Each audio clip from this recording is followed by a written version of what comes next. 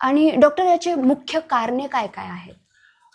सियाटिकाला आपल्याला जर समजून घ्यायचं आहे कारण संरचनामध्ये जर काही बदल झाला किंवा तिच्यावर जर काही दाब येत असेल, सियाटिका पर से आपण थोडासा जसं मी म्हटलं की हा खूप व्हेग टर्म आहे. आपण आता बरोबर. स्पेसिफिक जाऊया त्यांच्या मज्जातंतूची जे मुळे आहेत ज्याला आम्ही नर्व रूट्स म्हणतो.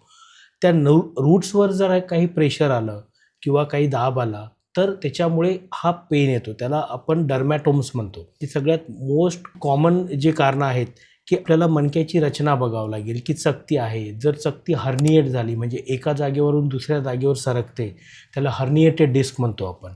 किंवा एखाद्या चकतीचा फुगवटा झाला आहे, ती खूप बल्ज झाली आहे, त्याच्यामुळेही सियाटिका किंवा नर्व्ह पेन होतो.